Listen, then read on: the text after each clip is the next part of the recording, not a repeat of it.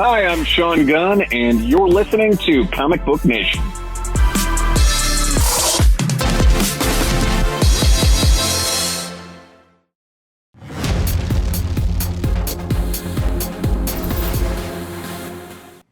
What's going on, folks? Welcome to Comic Book Nation, episode 22. I am your host, producer Jim Viscardi, replacing Kofi Kingston, who is not here today. He's celebrating his world championship run. Yep, absolutely. And we've got a ton to cover, but first, let me introduce my co-hosts, Matt Mueller and Connor Casey. What up, peoples? What's going on, guys? Guys, this is a huge week. And I'm so tired. I'm not wearing a blazer because I am so tired from this. Oh, that's right. You're not. Yeah. No. It took me a minute. Yeah. All right. Let's get some business out of the way first. Comic Book Nation, your 2 times a week podcast you can find on iTunes, Stitcher, anywhere you get your podcast aggregation from, and not Amazon Music. Wow. Keep the tradition alive. Got to keep that tradition alive. One day it'll happen. So, with that, we had a lot to cover, and we're just going to sort of jump right into it. First things first, this is big news. Oh, God. Big news. Probably the biggest news. It's not the biggest. Hawkeye is getting a Disney Plus TV series. A Disney Plus TV series. So, for those who don't know, and this is completely news to, it was reported, this is reported, we will probably find out more a little bit after we record this, but a Hawkeye TV series coming to Disney Plus that is supposed to really just feature, it feels like a passing of the torch kind of show, that's supposed to feature Kate Bishop. Now there's, Jeremy Renner, of course, will be attached to star, but we don't really know anything more than that. Here's what gets me excited about this. This goes to show, this is the first time that Marvel Studios is approaching the idea and the concept of legacy.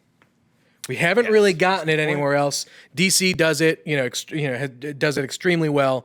But outside of that, this would be the start of that. Like, there's a ton of rumors out there that, in that Avengers trailer, the person that Hawkeye is kind of training with may be his daughter. Yeah. Could also be, it may be a Kate Bishop-like character, whether it'll be her name or not. We'll see. So that started the speculation fans, rolling. But the other cool part of this is, there's also a ton of room in the Hawkeye sort of space. Is this going to be Matt Fraction Hawkeye run with Hawk Bro, or is this going to be, when Kate Bishop got her series? Or is it really going to be a mix? I think it's probably going to be a mix because Kate Bishop did have a pretty big role in the later part of the Fraction run, not necessarily throughout the whole thing, but Kate Bishop moving out to the West and doing all that is really, really interesting. Mm-hmm. And honestly, that's the only part of this that interests me. Brutal, man. I mean, okay, here's the thing. Everyone knows that I'm not like the biggest Hawkeye. I don't dislike him. Right. It's just, but Kate Bishop, we've seen Hawkeye's story. To me, there's not like as much of Hawkeye's story that's left. There's to a be ton of explored Hawkeye story to be left. That I care about. I say that as in like I'm sure Hawkeye fans like yourself, like Charlie, who just lost their minds when this was announced, have tons of stuff they'd like to see.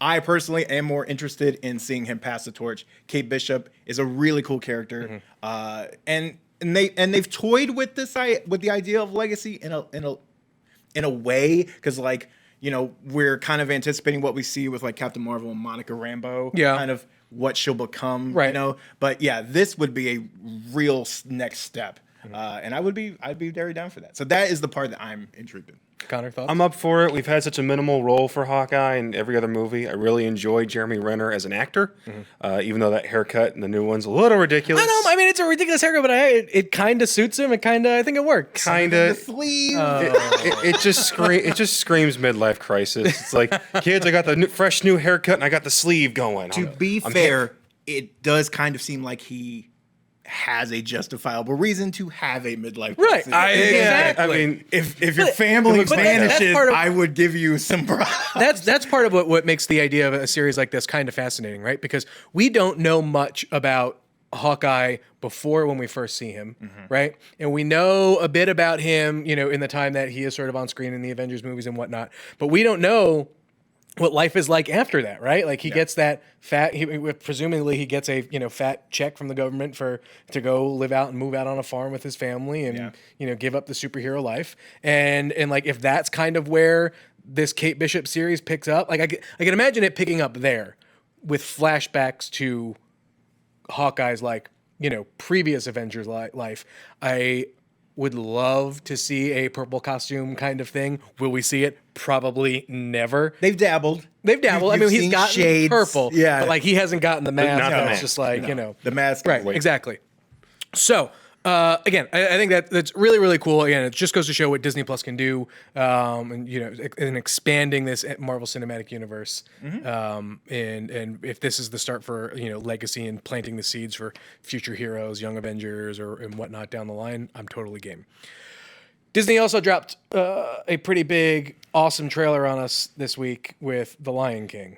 And I know this is one of those. I was waiting. This movie, surprisingly, is getting mixed reactions in the way that I think Aladdin is sort of coming up with it. Like, people just don't know why Disney is doing this.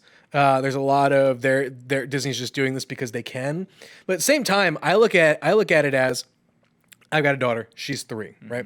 She loves the animated Lion King, whatnot. She loved the animated Jungle Book. She loves the new Jungle Book. Yeah. I showed her the trailer for this. I showed her the one that we did that had the the side by side with the original and the new trailer.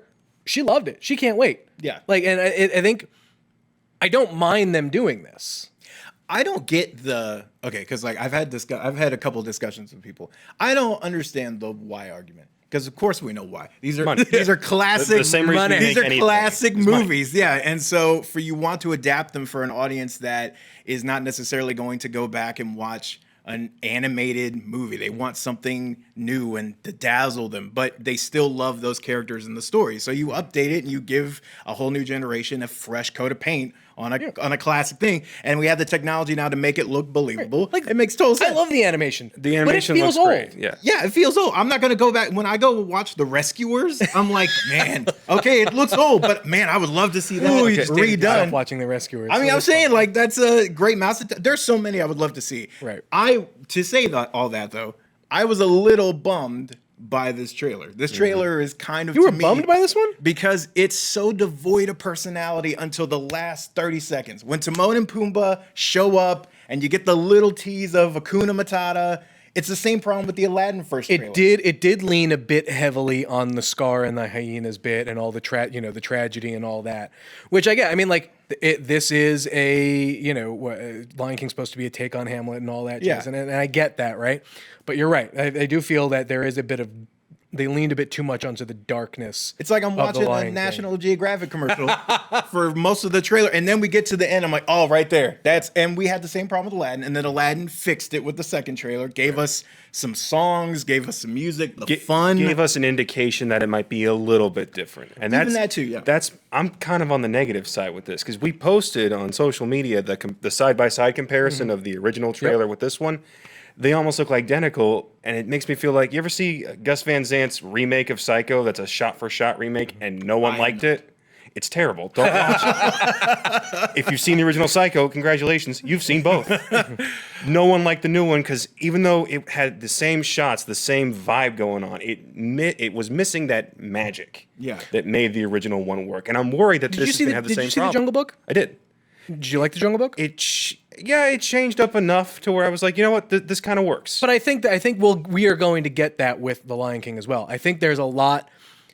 Someone who is seeing the Lion King trailer maybe for the first time just in its new live action glory, may not realize that there's a bunch of shots from that are from the original Lion King. We do because we're nerds and we love that stuff. Well, we were around in the 90s. We were around, right. And so, but for, someone like, like my sister, who's just a couple years younger than me, like she sees this, she's totally amped for it because she loved the adventure. She has no idea that, she recognizes some of the shots, like the, Simba and Timon and Pumbaa walking across the log. I mean, those are iconic shots, but like, the Scar, shots and stuff like that, like, unless you're looking for it, you don't really know. Yeah, I agree.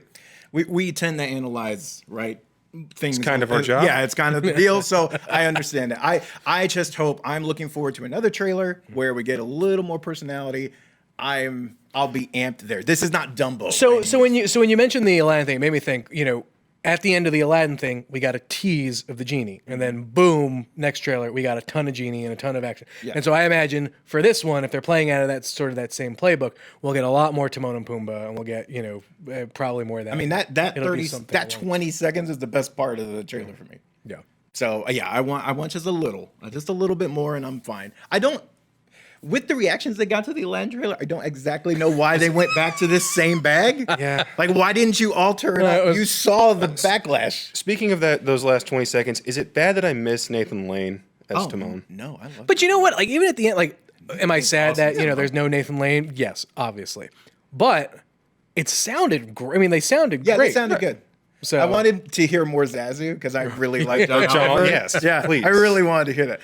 So yeah, nice. All right. The next sort of big news before we jump into our deep dive, there is a new person playing Batman. It's not in the Batman movie. Was that the Blue's Clues jingle? Yes, it was because it is in Titans season 2. Matt, what do you think? Titans. I look. Hey, for one, I take a weird thing with this angle because I don't watch Game of Thrones. All right. Well, first, why don't you mention who it is? Okay, so I actually don't know the name off the top of my head because I don't actually know who this person was outside of this. Ian Glenn. Yes, Ian Glenn. So thanks, Matt. Tried to I'm set you up. I'm sorry. I don't know Game of Thrones. What I will say though, he looks the part. I'm down with that. I'm just more thrilled. Like, have you watched Titans? I have not watched Titans, but I have watched Thrones. He's a fantastic actor. Okay, so that's a good mix. I know we are split a bit on Titans. I love it. I don't hate Titans. Okay. It got a little bit better towards the end, but it's still pretty terrible. Is it fair to say Doom Patrol was better? Doom Patrol is much That's all I've been watching. But here's the interesting aspect about this. This is a older Bruce Wayne. This is not Batman Beyond old Bruce Wayne. This is like Batfleck. Bruce Wayne, right? I would say even a little bit old, maybe a little bit older. At least that's what it feels like. Yeah. But it's interesting because I would love to have seen the DC Universe streaming service take on a live action Batman Beyond thing. Because let's be honest, we're never going to get a movie for Batman Beyond ever. That's just not going to happen. I think you're wrong. I think it happens at some point. No, Batman's such a absolutely big not. property. But how can they turn down any idea? But a Batman Beyond DC Universe show, I could kind of get behind. But the interesting thing is more how this older Batman is going to play off Karen Walters' Jason Todd. And I really liked Jason Todd in Titans. That was one of the more, I liked his kind of like twerpy, being Robin's the best, but also, at the same time, like, he was a guy. I'm not the biggest Jason Todd person, but yes, he was a good Jason I don't think Todd. anyone is a big Jason Todd Right? person. There's got to be somebody. They keep bringing it back. I like Jason Todd. I mean, I like him better as Red Hood. He's way better than Red Hood. As a Robin. But that's the thing. But like, what I like about this is, with this being an older Batman, we could see the transition potentially from Jason Todd, as Robin to Red Hood, and then that, if we get to explore at all any of that dynamic with Batman. Here's the thing. He got cast as Batman. We're probably going to see him for a total of 40 seconds, and then that is it. I think we're going to see him more than that. You think so? I don't think he's going to be a series regular by any means. He's not going to be a focal point. Because, we saw more than that of Batman in the first season. They didn't even have anybody cast as him. Right. We saw the Batmobile, the Batcave how many times? I think the promise of the finale sets up some interesting things. I'm glad they actually made it a person. Like, here, this part is substantial enough. We need a character to bounce off of. I'm interested to see how he plays off of Dick Grayson, especially coming off of that. I mean, spoilers here for the finale of Titans, but like that weird hallucinogenic nightmare thing. I'm really interested to see where this goes. Are we on the potential of Batman casting burnout? I feel like there's been a lot of like we now have a lot of people who have played Batman. Is that like superhero fatigue? No. But here's the thing. Like, to me, the casting of Batman on a show like this, whatever, should feel more exciting. This doesn't feel exciting. This feels. I think like it doesn't that. feel exciting because this one is deliberately putting him as a side character. He's not going to be the focal point of the show. But the next time we're going to see Batman, theoretically, is going to be in the season finale of Gotham, and even then, like that's a show that's had 5 seasons of buildup, and that feels like a pretty big deal. Does it though? It does. That one feels bigger. That one feels, but we're gonna see him in the suit. We're gonna like that one has some hype going into this. I feel like online and just. I mean, people. it's got hype because it's got 5 years worth of buildup to it. Yeah. But at the same time, I'm like, and all this goes all out right. the window as soon as Batman is cast in another movie. but that's what I mean. As soon as Matt Reeves goes, hey, this dude Laparca is Batman. Right. But that's what. But like, but I feel like the Batman movie now needs a Ben Affleck type casting for it to feel big again. Like if they hire another kind of nobody for this Batman movie, are people going to care? Obviously people will care because it's Batman in a movie.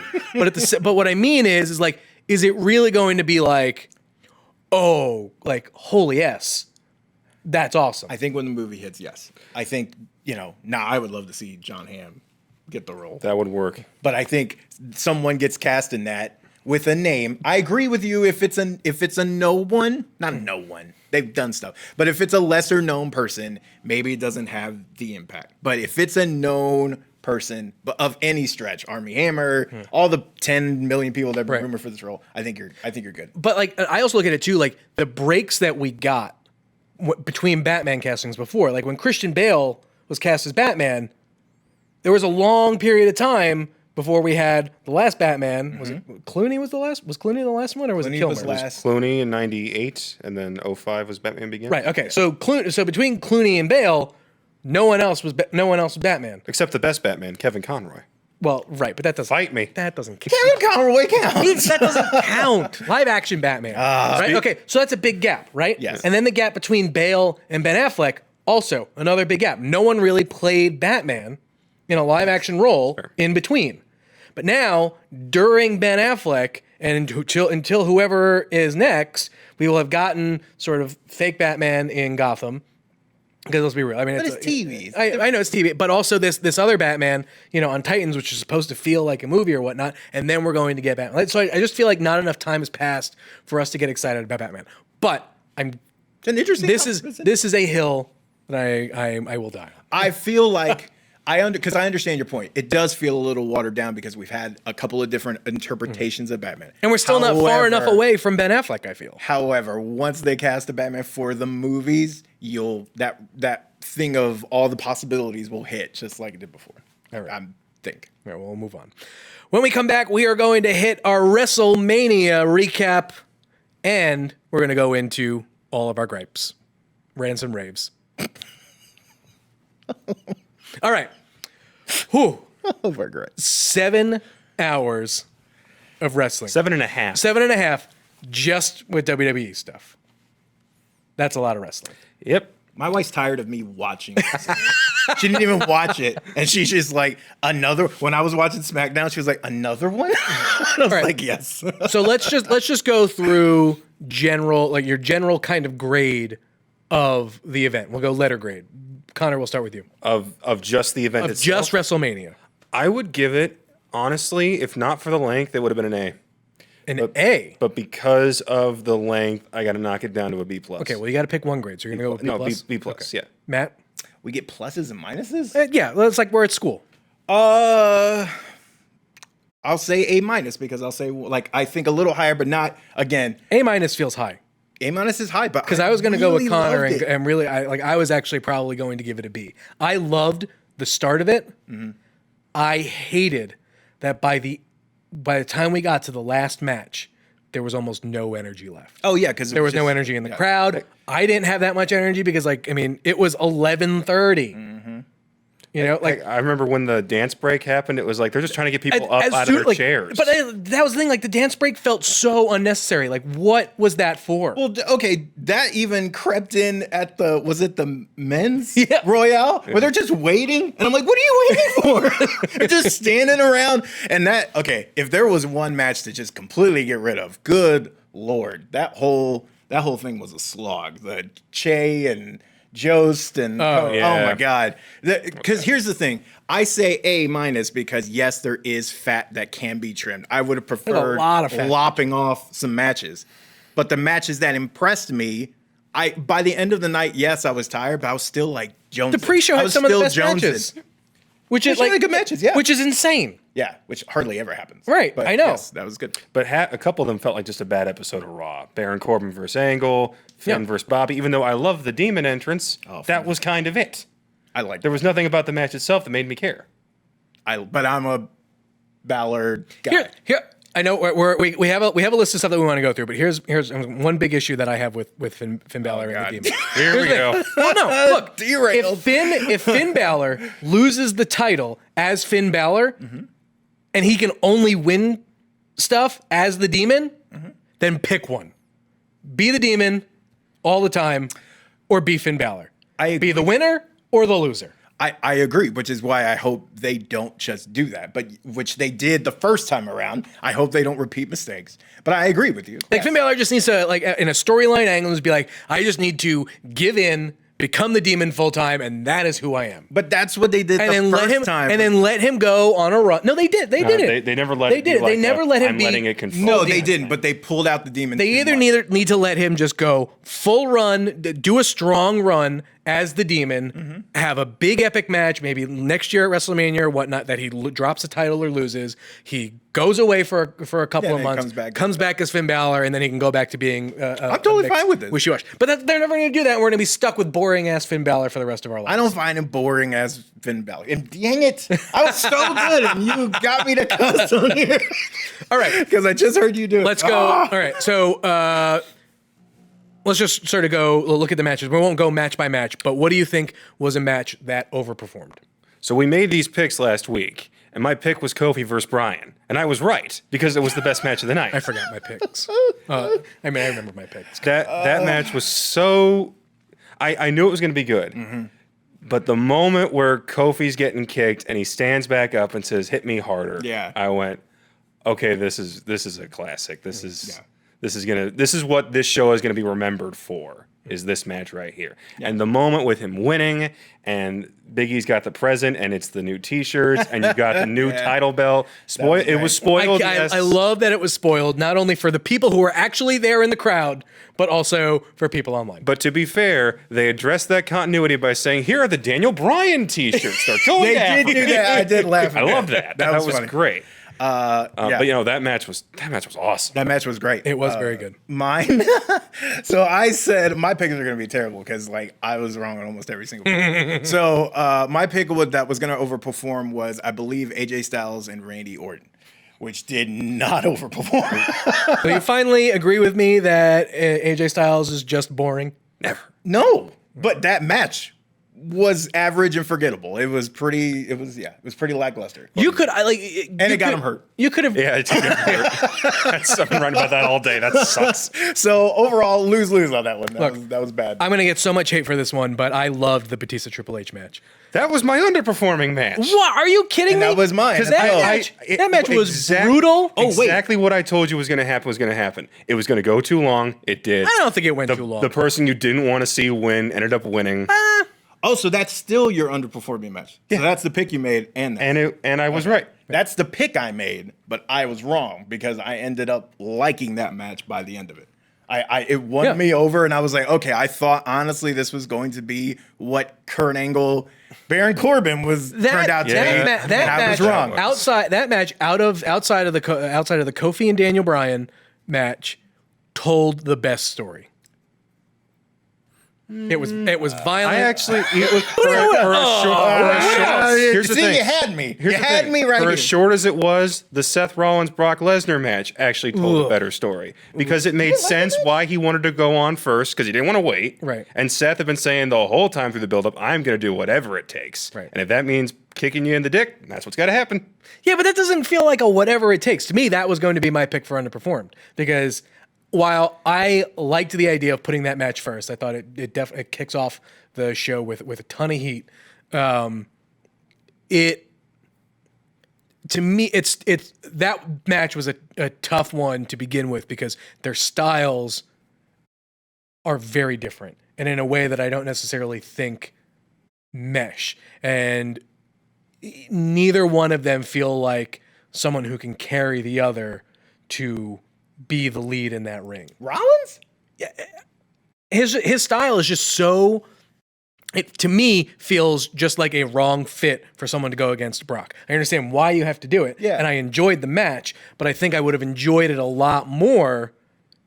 If like who? Did If you who's there- did you see the triple threat he had with those two in Cena at Royal Rumble like 2017?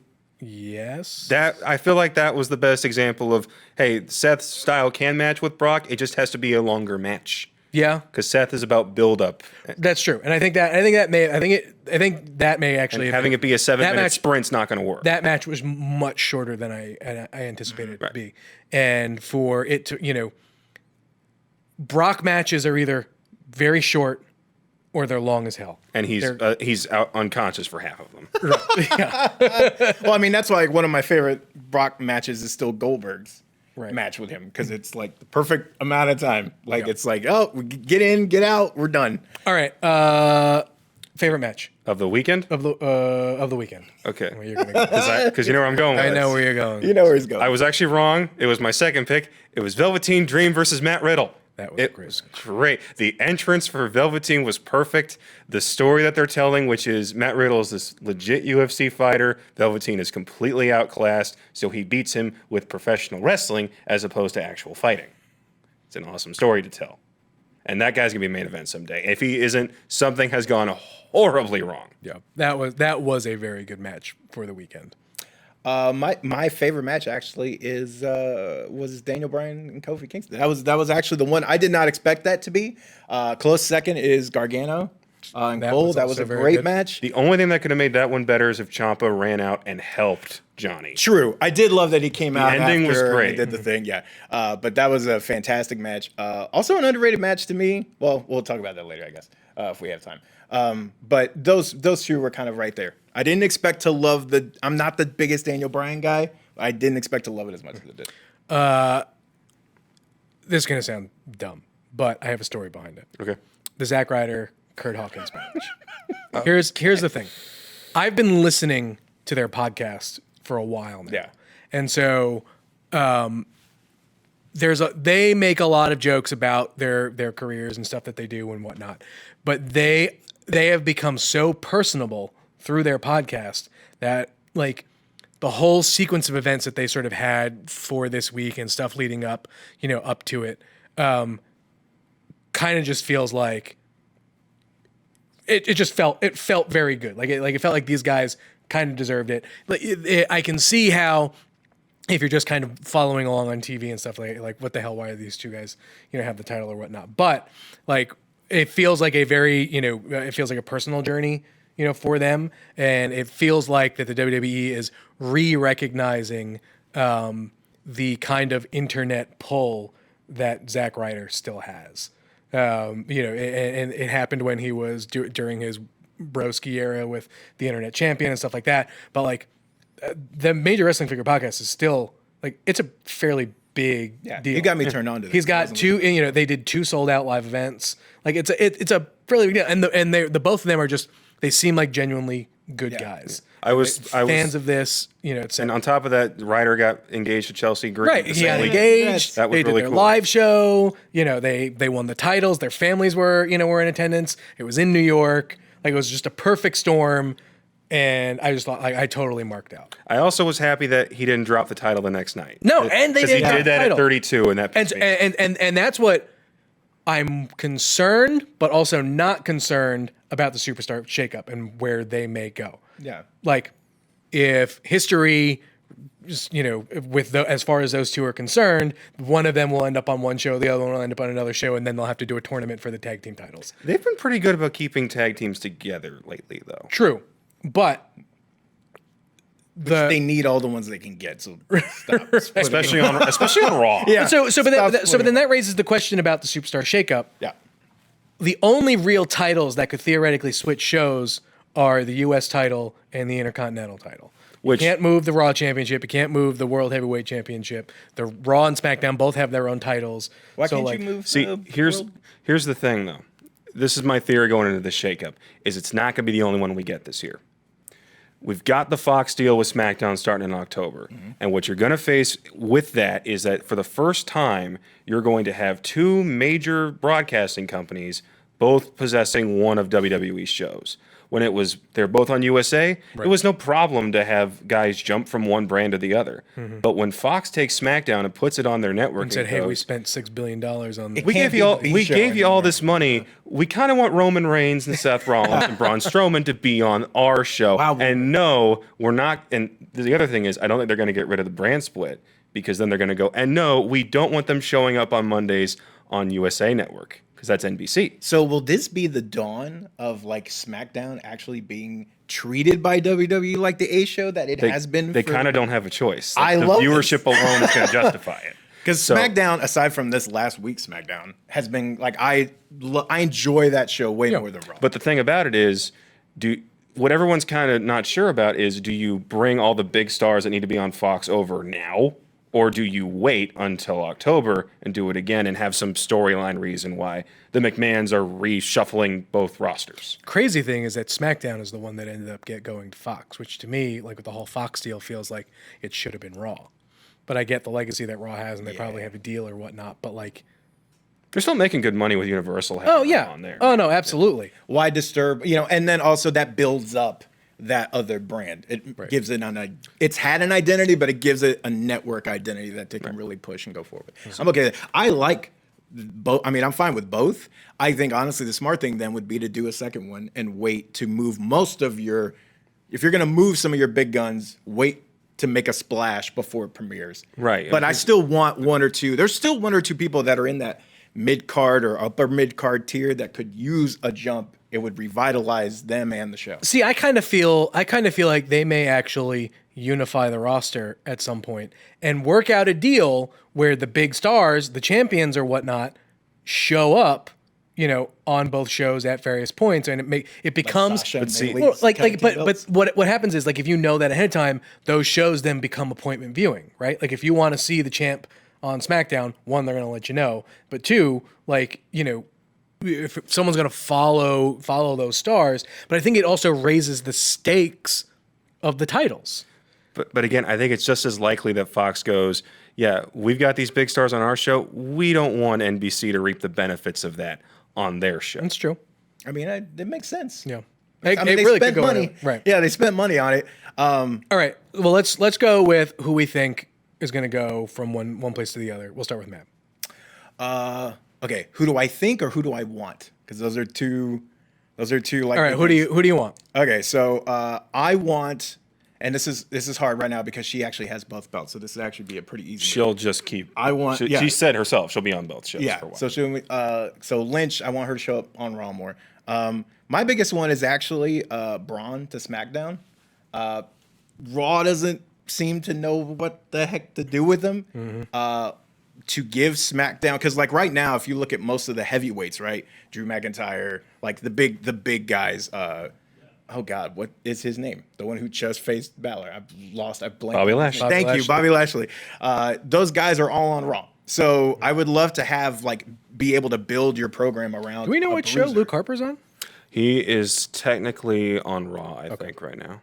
So, man, he looks so small in the ring comparatively. But I would like them to move him, kind of do what they did with Bliss when she was first drafted to SmackDown, kind of build around, here's our premier guy, and do what Raw cannot seem to do. I don't know if it's airtime or what, but make him a they star. did for a while, and then they just languishes there, and it's like you can run with him.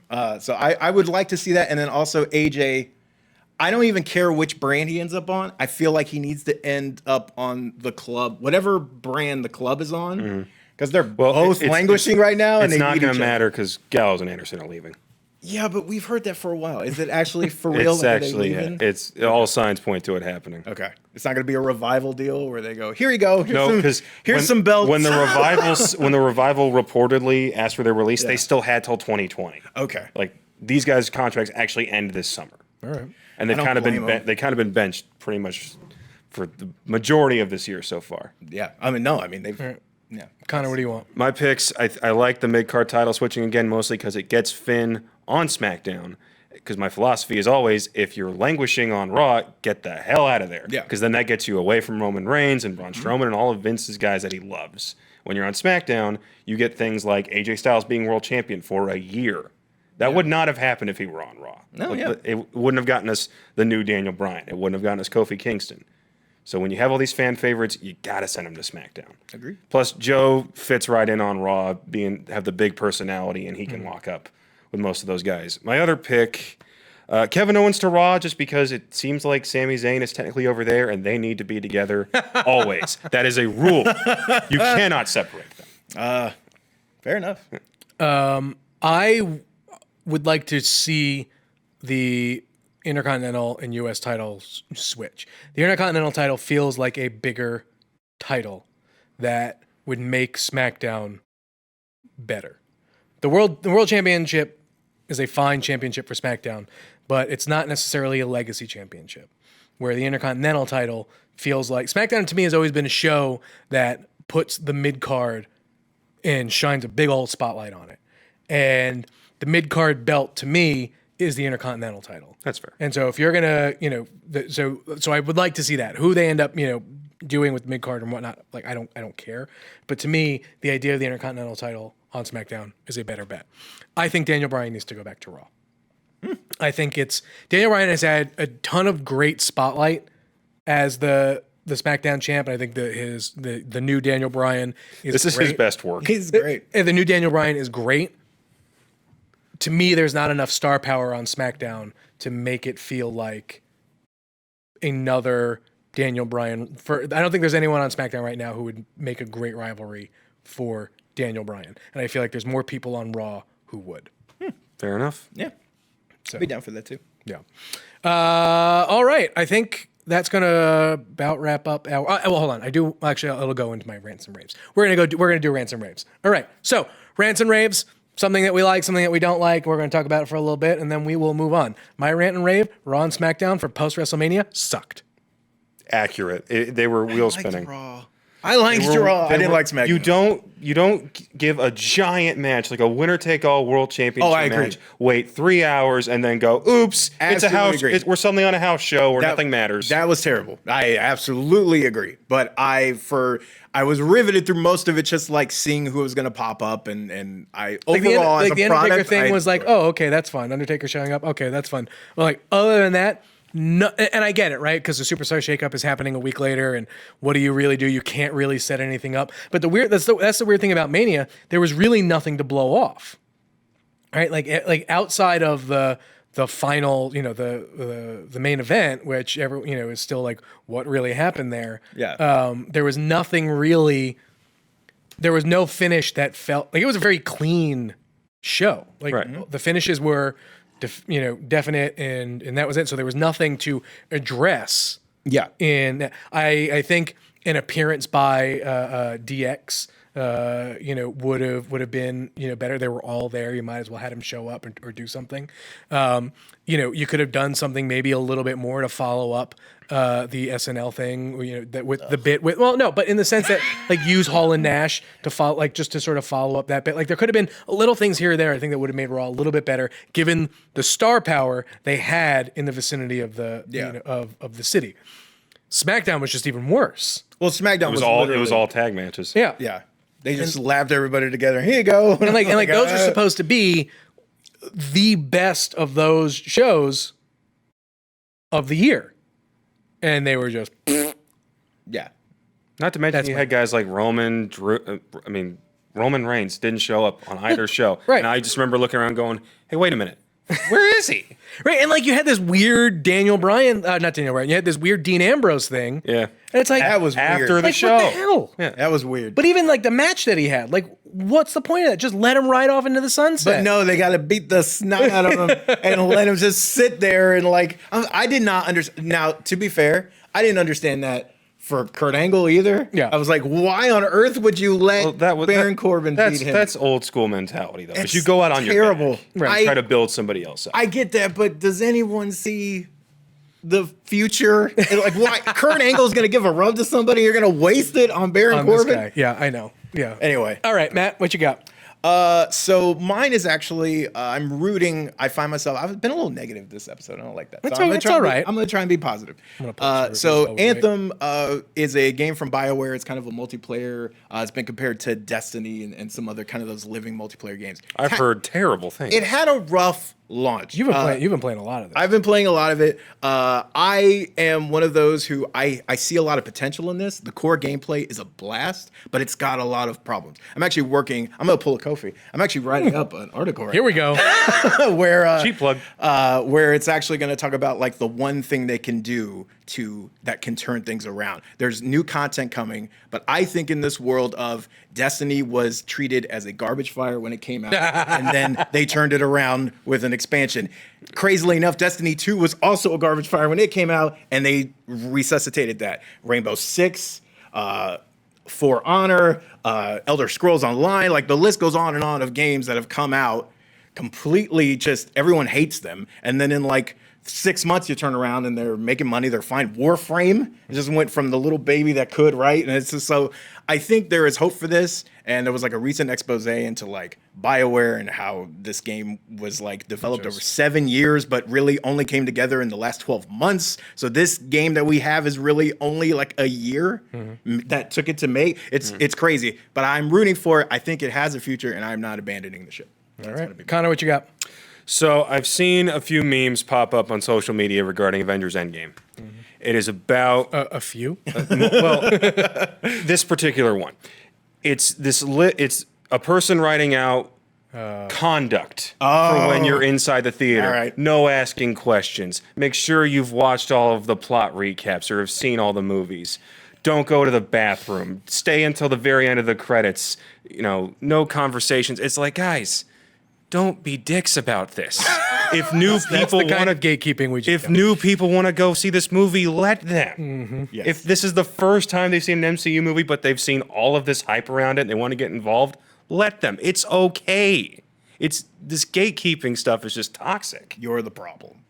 And you are kind Yeah. of the problem with this community if you're trying to push that idea. Now it was so like thorough that it was like this is clearly a joke. Yeah. But it felt like there was some truth behind this. There where are some people who are going to really treat that think like the freaking Bible. And there are a lot of people who comment on those. Yup, this is me to a T. And I'm like, you're the problem. Yeah, well, that's too. And I've always said this about comics, and it's very true for the MCU. Every one of these Marvel movies is bound to be someone's first, and if this is the time that they decide to jump in, great. Yeah. And if it energizes them to want to go back and watch the rest of them, that's even better because then that person is going to go and maybe they'll get it. They'll go watch the TV shows. Maybe they'll go pick up some comics, and so.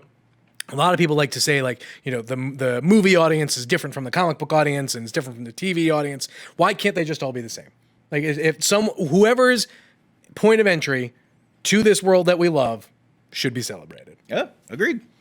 Nice point. Thank you. That was a good one to end on. All right. Now, if you are a fan of this show, you should leave a review on iTunes. We have done a few of these. T-shirts have arrived. Booyah. People are happy. And I want to read some more. Boom. Yeah. I'm hosting, so I get to drive the wheel here, and so I'm gonna pick two. There's a bunch, so we'll go through more as with different episodes. But this one is from Fardo18. Great name. Headline: my favorite entertainment podcast. I see new movies on Thursday night just so I can listen to these guys first thing the next morning. I feel like I'm sitting in on a conversation that I would have with my friends if I had friends who were into this stuff. Keep it up, please. Oh, and more Jim Viscardi, please. Oh, wow. No, now we know why he picked it. Jeez. All right. The next one is the most recent one. This is from Me, and I. This is my one-stop podcast for all Info Geek related. It has helped expand my knowledge base beyond the MCU and Star Wars franchises. It has even convinced me to go buy a comic book for the first time in years. I enjoy the chemistry between all the hosts. It does make it sound like Comicbook.com is an interesting and fun place to work. You have no idea. It's also great that they bring in people to talk about anime and WWE, but they also get their opinions about other topics on the show, not just their specialty. Keep up the great work. Wow, look at that. Look at that. That one, I may cry over that one. You get 2 t-shirts. So me, and I, and Fardo18, just either hit us up on, any one of us up on Twitter, or drop us an email to editor@comicbook.com, and we will make sure that we get those shirts out for you. These could be you. All you have to do is just go to iTunes and leave a 5-star review, give us a good review, and we will read it on the air. Let's wrap this up. You ready to wrap it up? Yeah, ready to wrap it up. Comic Book Nation can be found every Wednesday and Friday on comicbook.com or iTunes, Spotify, Pocket Casts, Stitcher, wherever you get podcasts. Comic Book Nation is there, so make sure you do it. You can find us on Twitter. I'm at Jim Viscardi. I am at Matt Mueller CB. At ConnorCasey_CB. We've got a big weekend this week with Star Wars Celebration happening. Yeah, Disney buddy. Plus announcement is happening later today. Game of Thrones. Game of Thrones on Sunday. You are not going to want to miss the next episode on Wednesday for sure. So with that, we will see you next time. Deuces. Later.